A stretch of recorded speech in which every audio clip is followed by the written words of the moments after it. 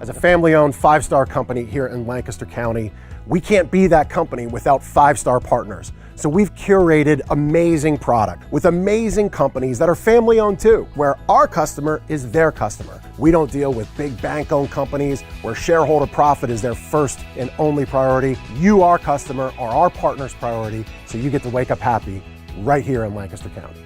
Double deals, savings events happening now. You're listening to the Bulldog Hour, getting you inside the Wilson football program with weekly game previews, recaps, highlights, and interviews. Now, here are your hosts, Joe Mays and Justin Raffoff.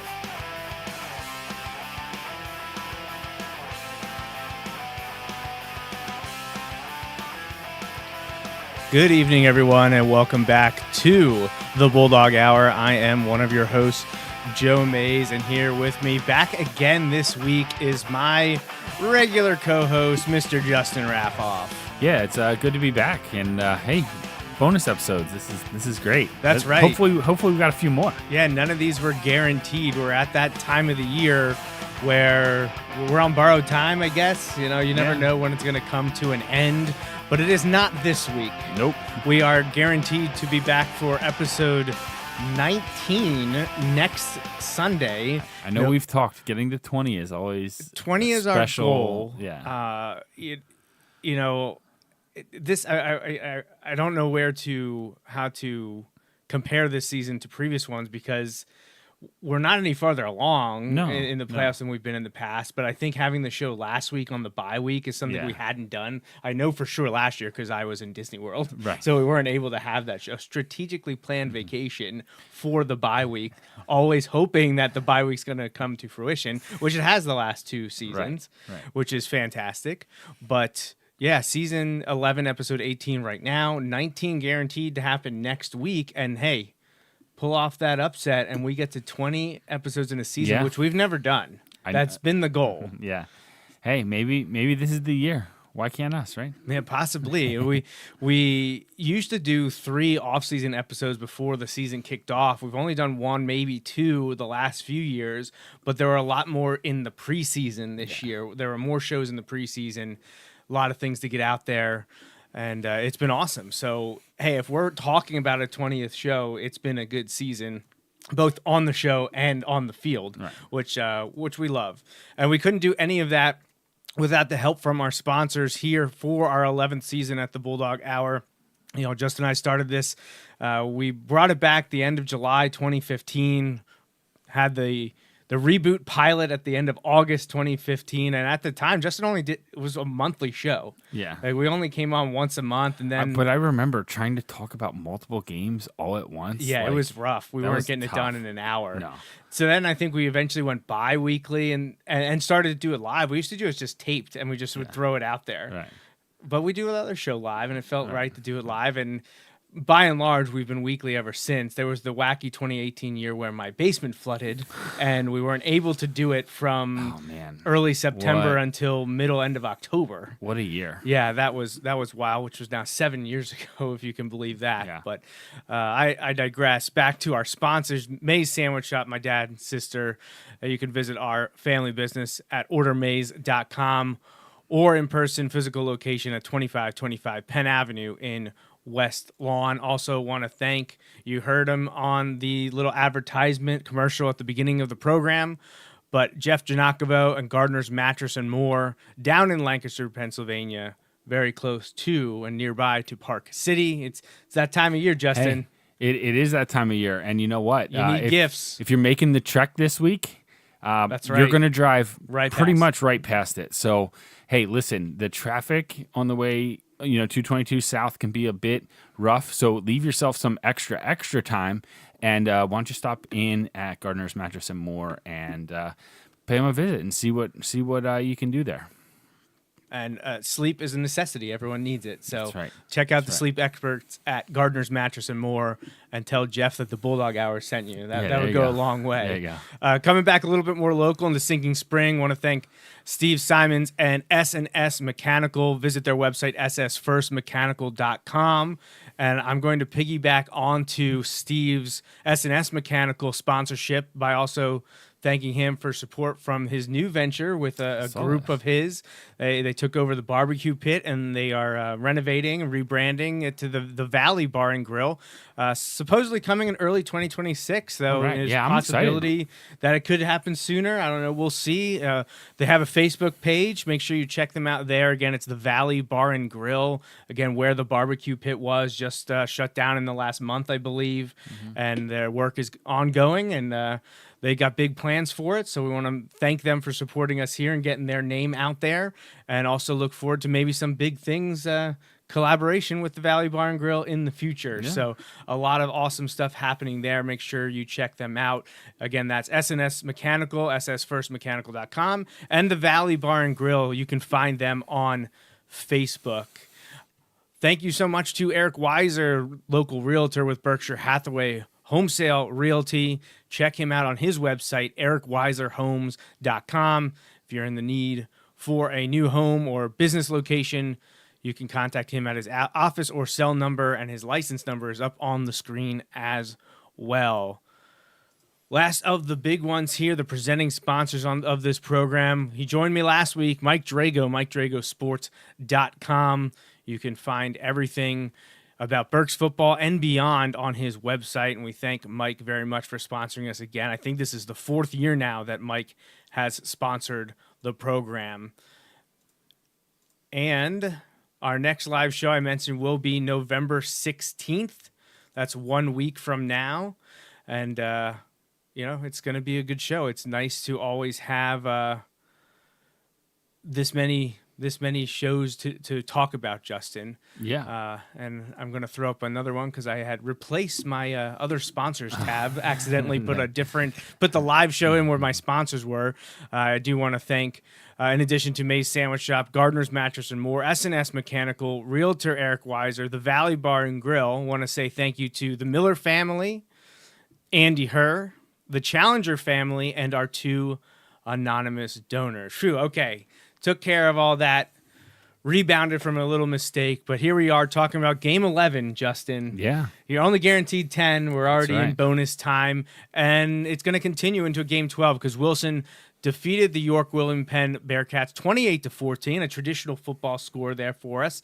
But it was a nice game. It never really felt in doubt for Wilson. We never were questioning. No. Obviously, there were some contentious points and wondering, is this the time where the tide is going to turn in favor of York High? But, hey, Wilson fought really hard. I thought they rebounded from the disappointment of the Township game quite well. Yeah, and it was really interesting because you knew what York was going to bring.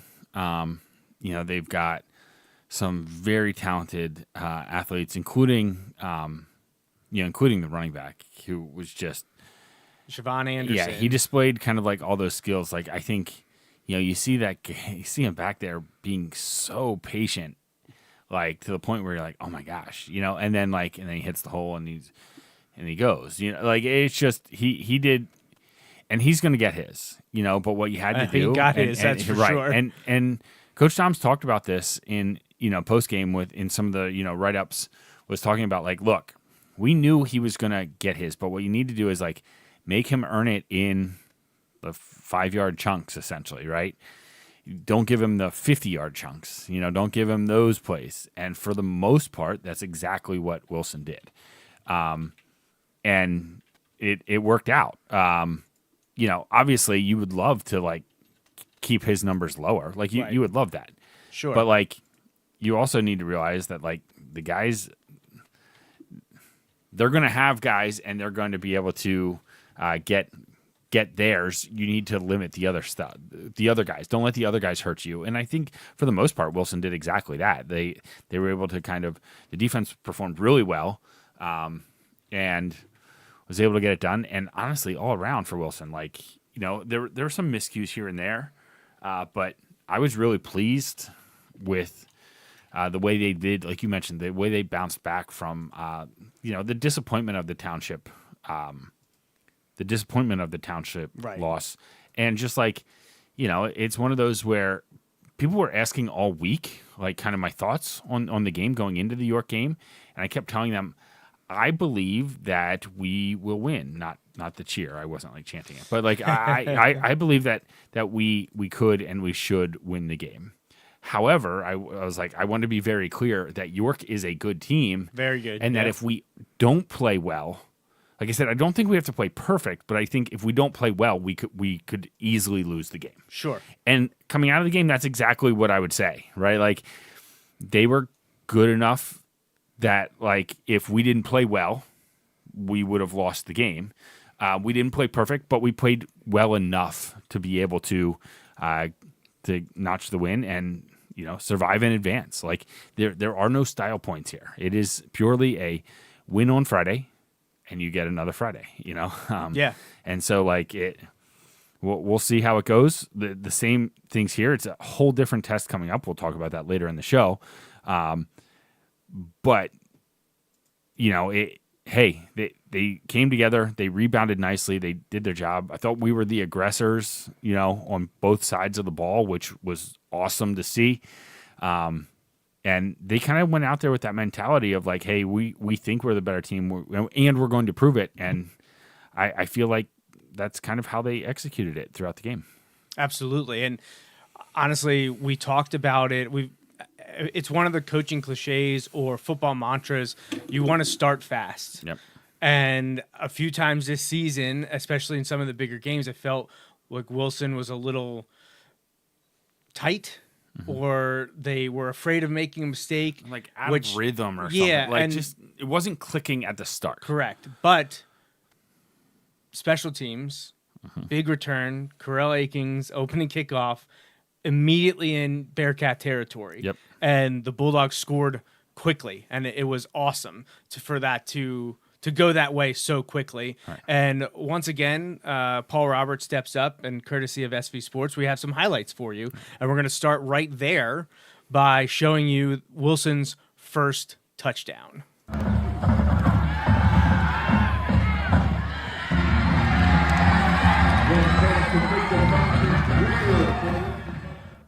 All right, so you heard Kevin Venino, the Wilson PA announcer there, talking about Mason Young to Monty Greer for the touchdown on Wilson's first offensive possession. Right after the big return kickoff from Akings, the Bulldogs were able to drive down the field and get the score and set the tone early, which was just fantastic to have happen in a game that was very much up in the air by what was going to happen.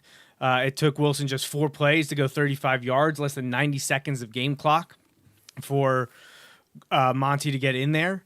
And yeah, I was very happy to see that. I felt like a weight was lifted because we weren't sure what was going to happen. Right. The team was down after losing to Township, and you could see that when that Blue Streak game ended 2 weeks ago, that that was the first huge goal that was taken from them. You won an undefeated season, you lost to Nazareth, but that's everything else. We talked about it, 8 weeks ago or whatever. Everything else was still in front of you, but the loss to Township is the one that's heartbreaking and a gut punch, and you never know how a team's going to respond. Right, and exactly. And we mentioned this 2 weeks ago. I think, now I can't speak for the guys, but I think one of the hardest things there is like when you play your best and lose, it is what it is. But no one would say we played our best like 2 weeks ago, against Township. Like, sure. No one. We weren't close to our best.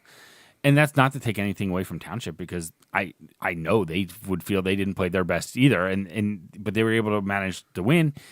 And like you just felt like you left something out there, So there are a lot of what ifs in that game.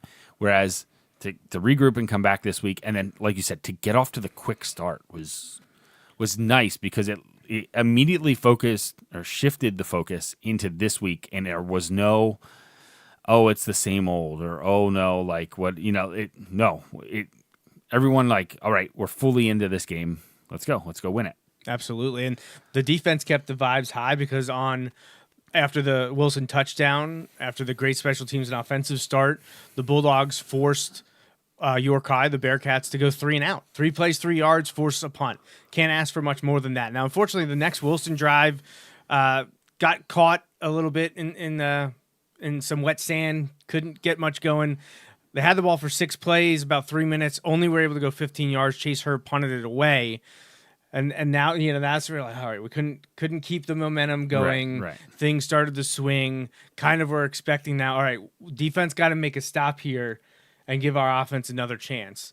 And just a few plays into the drive, you thought, here comes the high-octane, high-power offense of William Penn, because Najee Still completed a big pass to Caden Bishop, flipped the field. I mean, York was on their own 9, on their own 17 at the start of this play. 3rd and 9 from their 17, huge pass.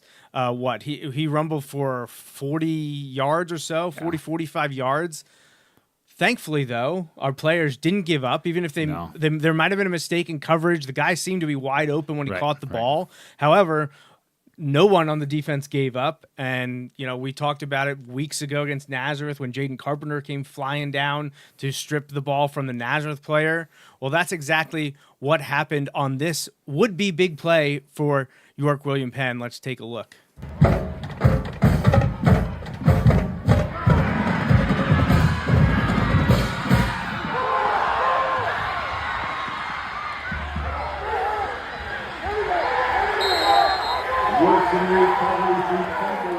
All right, so there you can see it. So once again, it is Jaden Carpenter with the initial pop with his track sprinter speed, catches up to Bishop. He gives him a hit, which allowed Chase Herb to come in with a perfectly executed swinging that arm in there. Peanut Tillman. Peanut punch. The peanut punch.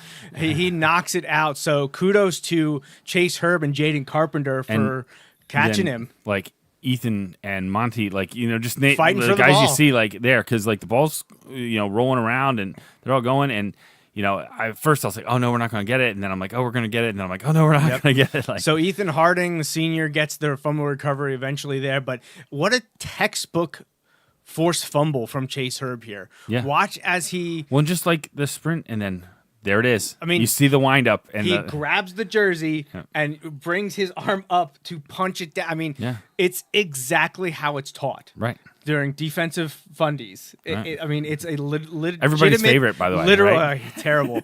It's an actual drill that is forced into the mind, because this is technique. This is the fundamentals of football. This is what you can do to force turnovers, which helps you win games. Right. So that when you end up in this situation, in a playoff game, in a split second, you're not even thinking, you're just doing, right? And hey, well executed, well hustle to the ball. Again, this is well down the field, and the guys are all sprinting, because if our other guys aren't sprinting to the ball, they had 2 guys there that would have recovered.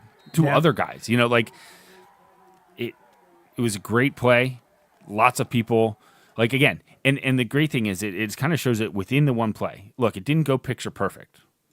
We messed up. The guy was open. I have no idea what happened. It could be no clue. Someone slipped. It could be there was a mix-up. I have no idea. But it doesn't matter. It happened. They get it. But no one's like, oh, hey, we didn't cover it.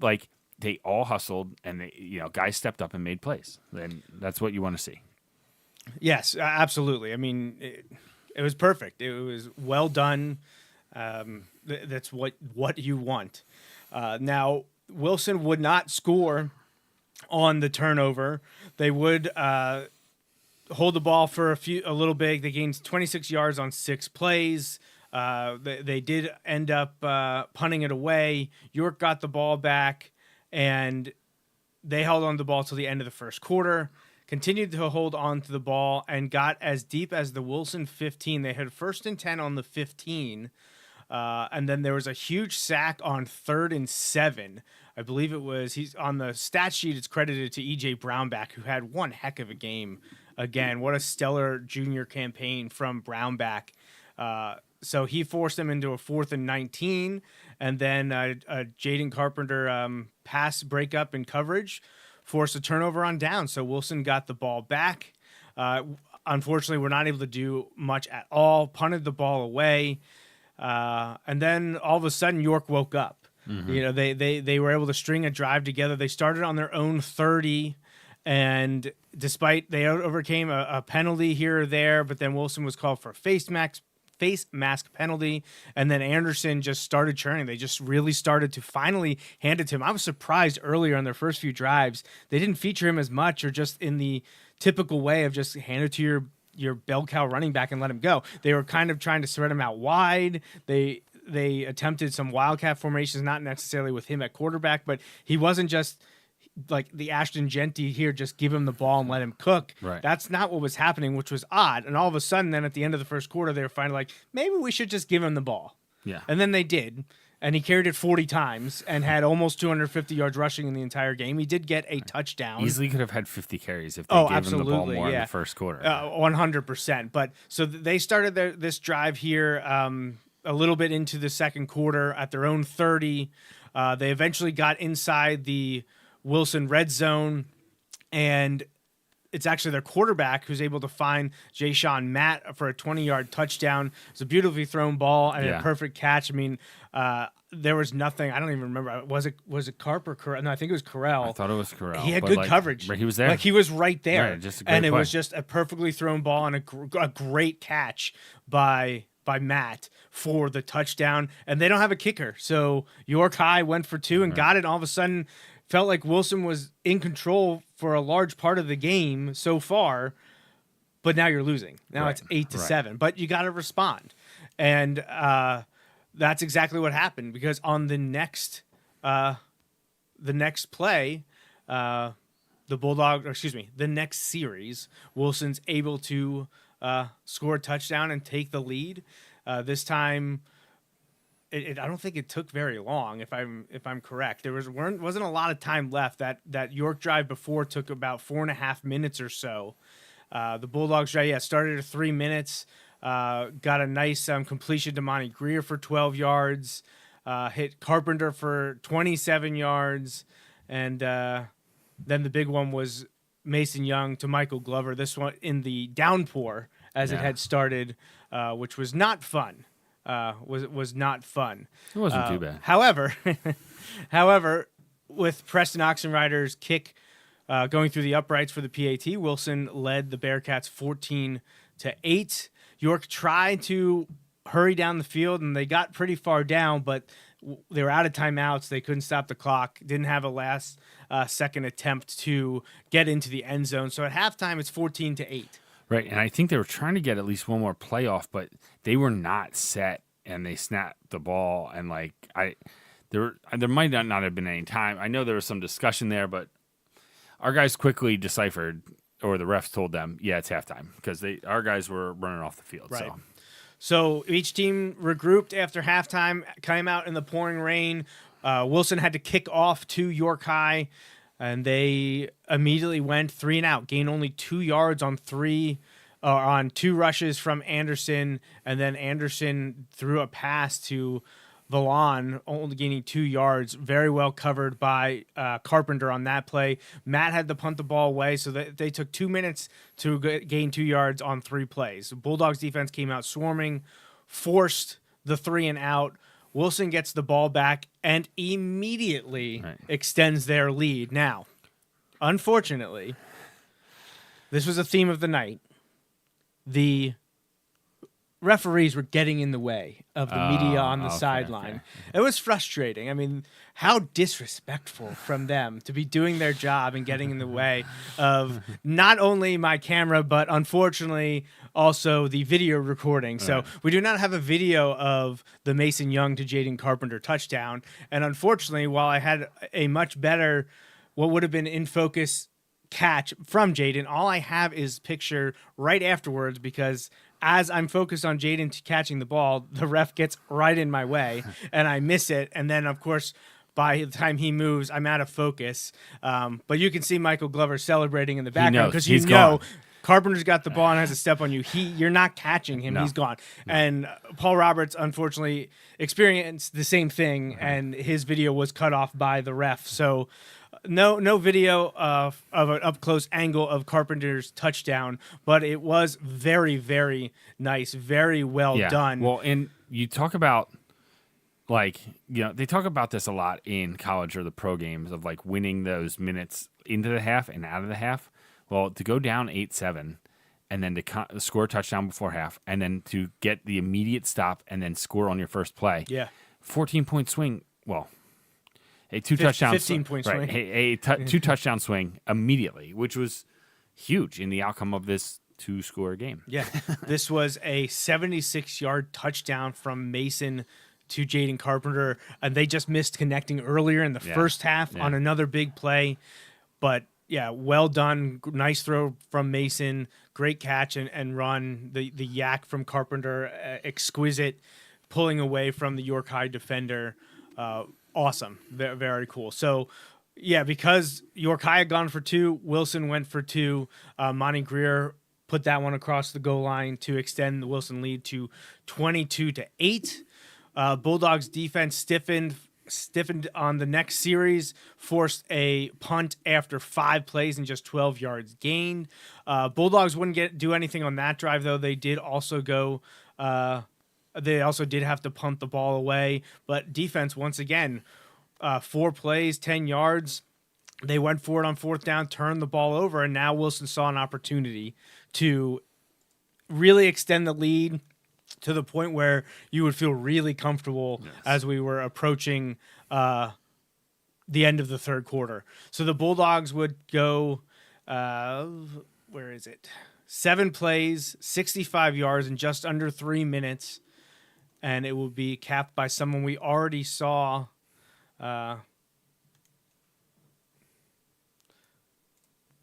score earlier, and that would be Michael Glover.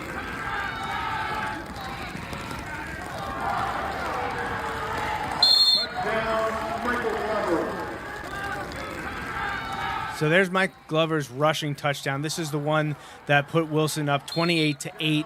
The 2-point attempt did fail on this one, but this was a 21-yard score by Mike Glover. And I'm now realizing that I have video of his rain touchdown, and I put it behind Carps for some reason. So I'm going to play that for you now because it is nice in the rain to go back. We're going to time travel. We're going to go in reverse. Here is the Mason Young to Mike Glover touchdown that extended Wilson's lead to 14-8 before halftime.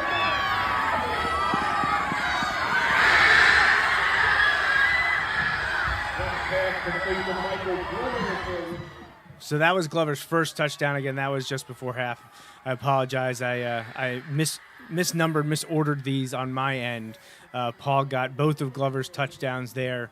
The one just before halftime for the 14-8 lead, and the one middle end of third quarter to go up 28-8. That was the last Wilson score of the night. Was the this touchdown run here on the screen right now. So 28-8, feeling pretty good. York would get the ball back. The third quarter would end. Wasn't everything though, because York would eventually score a few possessions later. They got the ball back after another Chaser punt, and they went 62 yards in 8 plays to make it 28-14. However, their 2-point attempt failed. The Bulldogs got the ball back, held it for about 2 minutes of clock, only went 13 yards, gave the ball back to York. And at this point, you're like, you need 2 scores. It's probably time to open things up. Yeah. They did not. They only threw the ball once in the final possession. They were pretty much like, I guess that's it. They only had 3 minutes and 13 seconds to score twice. Right. And so I would anticipate it at least spreading it out, like going 4 wide, right, and maybe you put 3 in the backfield, and then you could either split him out to the side, or you can run a mesh concept, you can run a seam concept. Like, he's an athlete, right? Like, sure. But they didn't do that. They did rush, completion, rush, game. Right. That was it. So it was a very weird ending to the game because it felt like they just gave up. Yeah. Which, I mean, it's high school football. Funky stuff happens all the time. If it was like 4 scores, like sure, even 3, but 2 scores it's not insurmountable. Basically 3 crazy plays, and in high school football, you can have 3 crazy plays on any 3 plays. They thought they had recovered an onside kick earlier in the game. Yes. Yeah. Sometimes maybe not having a traditional kicker could work in your favor. Right. So I don't know. It was a very odd way for things to end. I didn't quite understand it, but Right. I'm not complaining. I also would have maybe understood if they got it back and there was like 15 seconds left and they were down. But there was a decent 3 amount minutes of time. 13 seconds. Right. Yeah, I don't know. It was odd. It was odd, but hey, Bulldogs get the win. And we're all very happy about that. They actually had more first downs. York had 18 to Wilson's 14. They had 257 net rushing yards to Wilson's 127. Bulldogs came out on top passing wise. Still had the York team had 90 and Wilson had 174. Total offense, York had 347, Bulldogs 301. Wilson did force 3 York fumbles, only recovered the 1, but helped to stunt some drives. Again, Bulldogs penalized 10 times for 94 yards.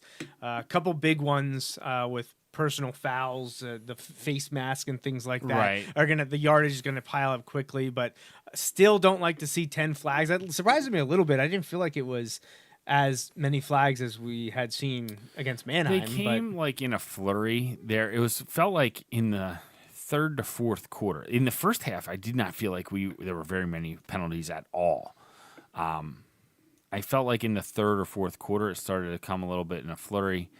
Again, some of them things that like, hey, that happens. Some of them just really unfortunate. Like Carp had a pick 6 that would have gone, and well, there was there were a couple like potential like scores, so there was 2 touchdowns called back. Wilson got in the end zone on offense. It got wiped away. And you just mentioned Jaden Carpenter would have been the first defensive back with a pick 6 on the season. I know Coach Perry Andy was really disappointed when they got called back on the penalty. Now, the penalty didn't wipe the interception. No. But it wiped the touchdown. It wiped the pick 6, which that would have pretty much sealed the game. Yeah. It took a little bit longer for the Bulldogs to get the W, but they did.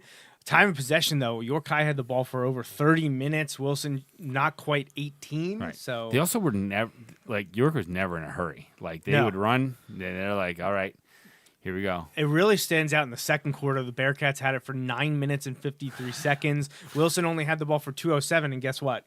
They scored. Right. Hey, efficiency. Make it count. Right. You only get the ball so many times. If you score each time you have it, good things are going to happen. So we mentioned Siobhan Anderson, number 3 for the Bearcats, going to Syracuse. He had a monster game on the stat sheet. He carried the ball 40 times for 247 yards and a score. He had a long of 53, which I think was in the first quarter. I want to say. I think it was in the first quarter. But I feel like there were some people who were like, God, tackle him. I'm like, listen, they're trying, man. Like it's not that easy. This is a D1 recruit, a running back. Right. Like, so and he's going to slip some tackles, but they did a good job. Other than that one run, they did a good job of getting multiple people to the ball, and that's reflected in our defensive statistics. And Justin and I, we really wanted to give our player of the game to a defensive player. However, I don't know which one you focus on because there were 3 or 4 guys that had monster games on the defensive side of the ball. And it took a monster effort from the whole defense, and so it was really difficult. Right. And we do get to correct the way the tackles are calculated because we talked about this on the show. We did, a few weeks ago. So assists in the computer program only count as half a tackle, but high school statistics are counted direct that an assistant tackle and a single solo tackle are counted the same, which is fantastic news for a lot of people who will be making the Century Club because of it. In particular, Chase Herb, who had a monster game. We already talked about his effort on the forced fumble that Carpenter helped slow him up. Chase came in with the textbook strip sack or strip of the receiver running down the field. Herb had 10 total tackles, 8 of them solo, and forced that fumble. EJ Brownback had 11 tackles, 8 of them solo, 3 of them for loss. He forced a fumble as well and had a sack, which we mentioned was when York William Penn was threatening early in the game. Matthew Wyatt. Was that the play he just shot through? Yeah, Or just smothered the guy. Yeah. Yeah. Matthew Wyatt, Brownback's inside linebacker partner, had 9 he tackles, had that one 7 too. solos, 1 for loss. Him, senior Ethan Harding had 7 solo tackles and recovered the fumble, and also had 2 breakups. Yeah. I don't necessarily think in coverage, but I think rushing, knocking the ball down as it was released by Najee Still. So, I mean, right there, those 4 guys really made an impact on defense. 3 linebackers and Chase Herb at safety. Just a fantastic game. Then we mentioned Jaden Carpenter, some great coverage, great effort, pass breakup, interception that he took back for a touchdown, but the touchdown was wiped out. Glover knocked down a pass that was almost intercepted as well. So really defensive effort all around was fantastic.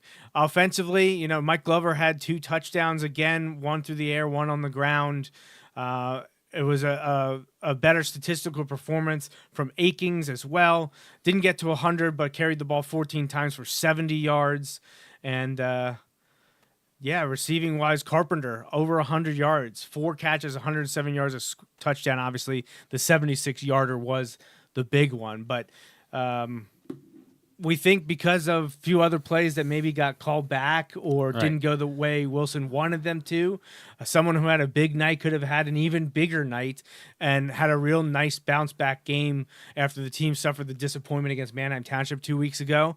So our player of the game for Wilson's quarterfinals victory over York William Penn is going to be senior quarterback Mason Young, who was 10 of 15 for 174 yards passing and 3 touchdowns through the air. And, he could have had a couple more, both yardage and touchdowns. Yeah. But it was a rainy, wet night, so night. not everything went the Bulldogs' way through the air. But Mason had a stellar game and bounced back with his team in a big way. And there was a lot of people wondering if Wilson was going to win this game. Yeah. It was a tough athletic opponent. They had played a few of our other opponents very well. They lost the Township by 9. They had to come from behind to beat Hempfield in overtime. Right. And I know that you and I felt confident that Wilson could and / should win this game. But in a lot of ways, it was a very much a 4-5 matchup. It was definitely of the District 3 playoff matchups, it was the one that I would say was the most of a toss-up in this past weekend's games. And, so it was one of those where, yes, being in tuned with this team to the level that we are, we know that the capability of this team is very high. Right. And so we've been really close to seeing that. And honestly, we've seen it in flashes, but to put it all together, we're still working on that. I honestly, again, I thought we did much better on Friday. I know the penalty numbers crept up there, but I also, it was different or felt different. And again, they were able to do the things. You look at it, it was very balanced. We were able to get some of those rushing yards. We were able to get passing yards. We got return yards, which ate into some of those, yes, we had the fewer yards and fewer first downs, but some of that is, we scored on a 76-yard touchdown pass. Some of that is we returned the ball back to the 50 or over the 50 a couple times, so that eats into some of those total yards. But hey, none of those things matter. It's that score that matters, and the defense did an outstanding job. The offense did a really good job, and got the outcome that we needed on Friday, or it's done. That's the thing. As frustrating as that Township game was, the season goes on, right? The season goes on. For some of the kids, their football careers go on, right? And you're at that point now where it doesn't, you need to keep winning. If you want more of this 2025 Wilson football, you need to keep winning, right? Because there is no room for error now. No, you're right. So yeah, great game from a bunch of people. But wanted to highlight senior quarterback Mason Young for his play. But there is literally probably 5 or 6 guys that the game ball could have gone to. Carpenter, Glover. I thought the offensive line played really well this week, and we could have given that to them as a unit. Not even at full strength. No. Even the guys that played, not even at full strength. Right. But I thought they played really well. So congratulations to the team on the win. Just a few things of note. Obviously, it's offensive statistics are a big thing, and we talked about Mason Young's play in just this game, but he's actually closing in on some big time records for a season as a quarterback in the Wilson program. He needs a pretty big game against Central York, which what fantastic time to put your name in the record books. Let's do it, kid. So he's sitting at, according to the official stats that I have from Joe Peterson, he's just a hair under 2,000 yards passing for the season. He's at 1,998, and the current season record is held by Zach Zweizig back in 2009. He threw for over 2,300 yards, but there's only ever been 7 people to pass for 2,000 plus yards in a season. So you would expect him to get at least 2 yards passing in the game against Central York to join the 2,000 single season passing club. But, a lot of those are within reach. That he has another game like he did on Friday. He's probably looking at possibly moving into the top 3, and a really good game could probably get him in to pass Tommy Hunsaker, who's sitting at 22-31. So you get a really good game and a couple big passes and a win You never know what'll happen. Yeah, so there's that, but that's not the only one. And obviously, you see his quarterback coach sitting there at number 4. He could pass him. How about touchdown passes thrown in a season? Yeah. According to the stat sheet, I believe Mason is at 26 right now, which means he passed Max Gruber last year, who threw for 25 and moved himself into second on the all-time program list. So Mason there sits second right now with 26. And hey, if you're throwing for 230 to 250, you might be getting a few touchdowns out of that, and he could be inching closer and closer to Jake Templin's record of 30 touchdown passes in a season. So yeah, a couple things to keep an eye on, but those would all be great things to be discussing a week from now. Would love to be able to revisit some of these with some movement on the lists. Yeah, so all right, congrats on the win. Great quarterfinal win, playoff win. Moving on. It wasn't a bunch of people's last football game possibly ever. Right. They're now 9-2 on the season. Huge game coming up this week, though. It's going to be a huge battle. Yeah, we turned the page, but it does not get easier. Yeah, 6A semifinals. So we're in Final Four in District 3 now. Bulldogs will stay in a York-Adams Division I battle, but have to go on the road this time to Central York, who has been a machine. When they play a team from Pennsylvania, they're undefeated.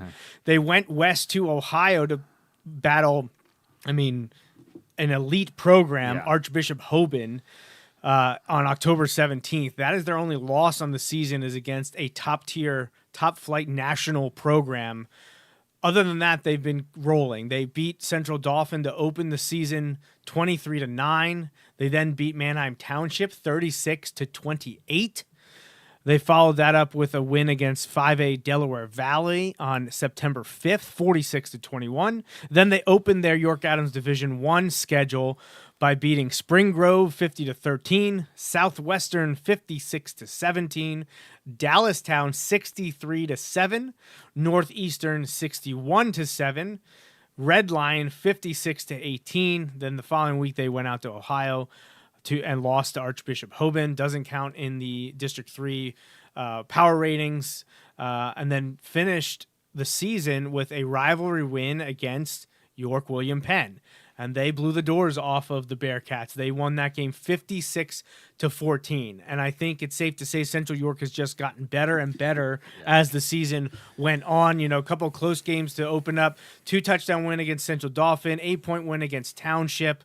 But now you look at it since the end of September, 63-7, 61-7, 56-18, 56-14. And then this past week, Friday night, just like the Bulldogs beat the Bearcats, the Central York Panthers dispatched Mid-Penn's Cedar Cliff in the quarterfinals 42-7.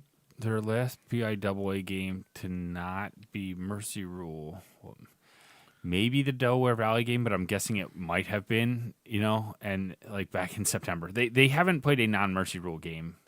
Since Manheim Township, possibly? Yeah. Yeah. So a huge task coming up. Brooklyn Nace is their quarterback, number one. Yeah, he was fantastic last year against the Bulldogs. Our coaches sang the praises of Central York last year when Wilson hung on to win again in the semifinal against them last year. In terms of, they said that team was very good, and they said through that point the best team we had played, and all of that stuff, and a lot. They returned a lot. They returned a lot. Yeah, you said it. They returned an awful lot from a team that was very good a year ago, and obviously they're going to be pretty motivated to take Wilson down because we ended their season last year, and they thought that they were one heck of a good team. But Brooklyn Nace is back. He's been starting since he was a sophomore. Last year we saw sophomore running back Legend Johnson. Now a junior on that team.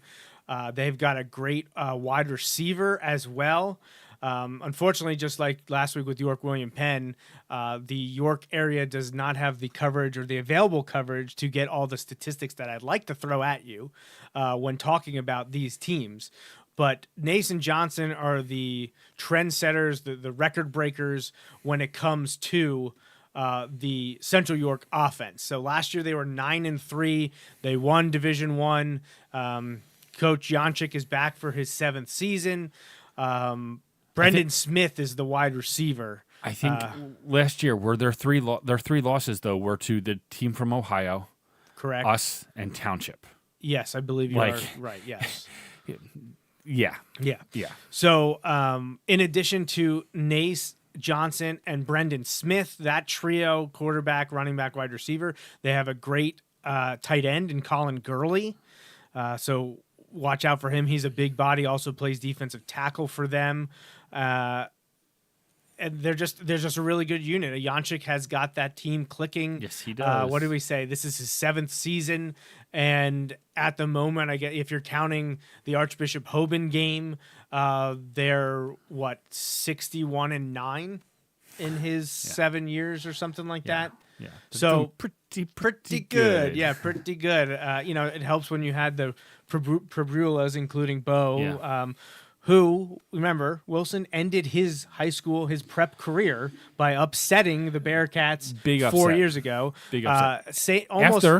After we had beaten York William Penn to get to that I was game. going to say almost the exact setup we're at now. Best player was a Division I running back. Jaheim White, who went to West Virginia. The only difference is we were the 5 seed and had to go to Smalls Athletic Field in York. So we went to York 2 weeks in a row 4 years ago. This year we got to host. Now we're going to travel, going back to the Panthers. And I'm sure not only are they thinking about last year when we ended their season, but they're thinking about 4 years ago. Probably these seniors were probably watching that game as, 8th graders. There were a lot of stunned people on their side, not just on the field. I just mean like in the stands. Because I remember I was on top of the press box, and if you remember for Wilson, that was we're going to run it some more, and then we're going to run it some more. And man, that was a fun game. Yeah, that was a lot of fun. So Smith, their speedy wide receiver, has bulked up a little bit this year, and he also is setting records in track and field for them. So no slouch there. I mentioned Gurley; he's their leader on the defense as well. Plays a mean tight end, but the defensive line is where he does his best work. Last year, he had 10.5 sacks from his defensive tackle spot. And he also will be flanked by defensive end Jeremiah Hunter, who had 8 sacks himself last year. I talked a couple weeks ago with a few of the coaches who's, they weren't bypassing York William Penn by any means, but they knew that should they beat the Bearcats, Central York would definitely be waiting for them in the semifinals. And they told me how stocked this roster is. Yeah. And like you said, last year, up until probably playing Harrisburg, Central York, they said, was the best team Wilson faced. Right. And if you think back, even preseason and the times we've had Paul Roberts on the show, Paul has talked about how Central York come to the 7-on-7s, and I know they usually don't go. Do they go against Wilson? I don't know if They did, yes. Okay, but like they come to 7-on-7s, and yeah, the talent is on full display at the 7-on-7s for Central York. Like they've got a lot of talent. They've got it all spread out all over the field, but not just at one spot. It's everywhere. Yeah, Wilson has their work cut out for them this week. It's all that being said, though. It's not an insurmountable task. No. Like it is a big task. It's a big task. It would be the best win to date for the team. Like this team has not lost a game to a Pennsylvania team.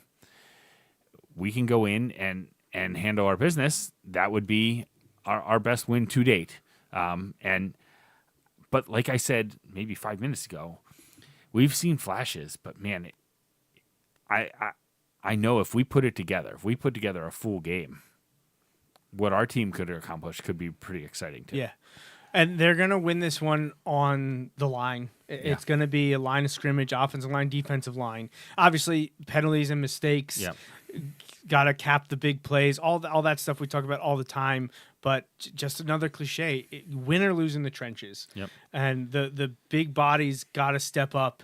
They've got to open up holes, protect the quarterback, and then on the other side, they got to pressure Nace into making throws he doesn't want to make or take him down behind the line of scrimmage. Central York started sloppily last year, and Wilson hung on to win that game 28-20 at Gursky.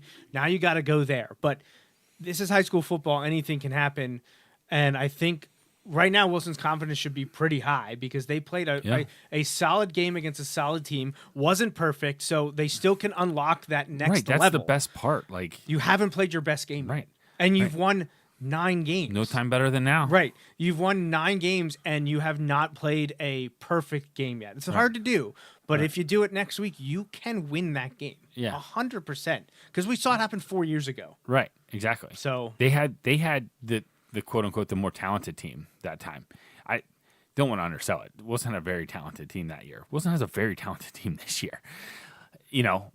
But like Wilson undoubtedly is going to be the underdog in this game. Oh, absolutely. Everyone is going to expect Central York to win. I shouldn't say that. Everyone maybe outside of this room, right? Well, and the Wilson area. yeah, But I would not expect anyone except me to pick Wilson to win the game. in your picks this week. Yeah, absolutely. Yep. I think everyone's rolling with Central York, which means Great. Yeah, I would much rather be the underdog. So I'm very happy about that. Let us thrive in that role, right? Yes, absolutely. And thrive we will with a game to go. But here, as we close out episode 18 of the Bulldog Hour's 11th season, I do want to just do a quick update on the future schedules because there is a confirmation here. Now, unfortunately, I didn't get to change this graphic, but I'm going to throw it up there in case anyone is watching that hasn't seen this or heard this discussion yet. The 2-year cycles are set for the next 2 years. The parameters for classifications just came out this week. They haven't shown where all the schools fit. However, the expectations are that Muhlenberg and possibly Exeter will be joining Wilson in 6A for the next 2-year cycle. Not in Section 1 of the LL League, though, because the LL is staying at 5 sections. So there's no changes there, at least at the biggest level, Section 1. Same teams will be playing. However, that schedule has shifted, whereas Manheim Township was Game 10, the last game of the regular season. They now become the first league game for Game 4, and then everyone drops down a week. The other big change is Governor Mifflin moving up to Game 1. And next year, that's Friday, August 28th, will be the season premiere, the season kickoff of the 2026 football season. That will be in Shillington at Governor Mifflin. Games 2 and 3, when I made this, were up in the air. There were some possibilities. However, now there is one that is 99.9% guaranteed, and we actually talked about it on the show 2 weeks ago. Yeah. And maybe I mentioned it last week as well, but on Game 3, Friday, September 11th, Wilson will be traveling to Laureldale to play the Muhlenberg Mules for the first time in the regular season for a long time. I believe over 45 years. I was gonna say, regular season, I don't ever remember it Wilson happening. last played Muhlenberg in 2008 in a playoff game. Right. They also played it. We played him my senior year in 2002 in a playoff game. I don't think Wilson and Muhlenberg have actually met on the field in the regular season since 1979, because Wilson took a forfeit win in 1980. So, and those games, when Muhlenberg hosted, were being played at Municipal Memorial Stadium. Wilson hasn't played in Laureldale since 1959 or something like that. So a lot of firsts happening next year in 2026, or long time happenings. It's been a while since Wilson played Muhlenberg, but that is nearly set in stone. It's already on the official Wilson Athletics site. Unfortunately, we're looking at probably another 4 home, 6 road season next year, unless some magic can happen and they can convince Coach Morrissey and the Mustangs to come back to Gursky in week 1. I think that's a tough sell. Yeah. I think it's a tough sell for week 1 especially. So other than Game 2, Friday, September 4th, which right now is TBD, there's an option for Council Rock South or CB West or Perkiomen Valley. None of those are set in stone. But Game 3 will not be Emmaus, which was a possibility. It will be Muhlenberg. And then we'll open the league schedule with Manheim Township at Reading High, Cedar Crest at Hempfield, back-to-back years at Hempfield, at Penn Manor for our trip to the Sugar Bowl, then hosts Central York, who we're playing this week, before finishing with our first trip to the renovated Barney Ewell Sports Complex at McCaskey. Yes. So there you have it. So Game 2 is open. There's a chance it could be Plymouth Whitemarsh again. It's an option out there. When we talk about these chances, like we're talking like when you can look at other teams' Right, who has an schedules and open see date. who has openings. Well, so you have to look, and preferably it would be a 6A team. If needed, it could be a 5A team when you match up. And again, this is a perfect example. Like all the time, people be like, well, why did we schedule so-and-so, or why don't we schedule so-and-so? It literally takes like us and them to say yes. I know Wilson is usually pretty open to playing a lot of different teams. Not everyone is always willing to come play us or to host us. And like we said, how it may affect the home away. Some schools will not budge on that, and so like that can affect it. There's all kinds of weird things that come into play. It's not as simple as, oh, well, you guys should play so-and-so. yeah, It doesn't work like that. So I would expect that Game 2, the week after Mifflin, has to be a home game. Otherwise, Wilson's doing a 3-7 split. Not a chance. Which I just don't see that happening. 4-6 is only if it has to be done. I just don't see a 3-7 split happening. So Game 2 on Friday the 4th has to be at Gursky to make it a 4-6 home away split in 2026. So they got to convince whoever that would be to come to West Lawn. Plymouth Whitemarsh initially said they didn't want to play. They want to stay closer to home. They are now having scheduling issues trying to find someone. So there's a possibility PW could be added back and we could see the Colonials return to the schedule. And it would work out perfectly because they're due technically to come to us because we went there this year. That'll come out over the next few months. Obviously, we'll keep you updated here. We'll have at least one more show this season, and then we'll be back in February with our season 12 premiere, which is usually the last Sunday in February. But yeah, I just wanted to update that because 2 weeks ago we heard from Paul Roberts that Muhlenberg was an option. Last week it sounded like it might be happening, and this week I can say, unless the 0.1% blows things up, Wilson Muhlenberg is happening in both the 26 and 27 football seasons. So yeah, that's great. Well, I think that's it. Justin, do you have anything else you wanted to add or say? No, I mean, I just like we mentioned, it's going to be a battle this week. But hey, listen, if you are able to put in the work this week, know the game plan, go out, execute and practice, and put it all together on Friday night, man, it could be really exciting to see how things turn out. I think it could be an awesome game on Friday night at Central York, and man, that would be fun. It'd be fun. We did it. I don't even know how long ago. Was that 5 years ago? You said 2021. Okay, yeah. 4 years ago we did it. Man, it would be fun to be able to relive that magic a little bit. Yeah, absolutely. So Jason on Facebook says that Township's in the same predicament, Manheim Township. They picked up Neshaminy for the next 2 years, which is funny because it's another team that I pointed out as being, hey, they're open. Let's talk to Neshaminy. So it sounds like Township and Neshaminy will be connecting in non-league games over the next 2 years. So I know this has been covered a lot, but you know what would have helped solve this issue? Going to 4 sections. Yep. Yeah, amazing. Well, we're not going to open that can of worms. That's an off-season topic. Yeah, we'll get Coach Doms on here to talk about why that would have made a lot of sense and why it didn't happen. I'm sure he'd have a lot of things to say about that. All right, so that's it for us here on episode 11-18 of the Bulldog Hour. We will be back in 1 week for a District 3 6A semifinals recap. We'll talk all things Wilson Central York, and hopefully, from a Bulldogs perspective, a preview of a District 3 championship game appearance. But that's it for us. So until next time, for Justin Raffoff of the Wilson football program, I'm Joe Mays. Remember, go Bulldogs. Thanks for listening to this week's episode of the Bulldog Hour. Want more Wilson football? Follow the show on Facebook, Twitter, and Instagram. Subscribe to the podcast on iTunes and SoundCloud. Or visit www.bulldoghour.com. The Bulldog Hour is a featured program on jmnjrradio.com.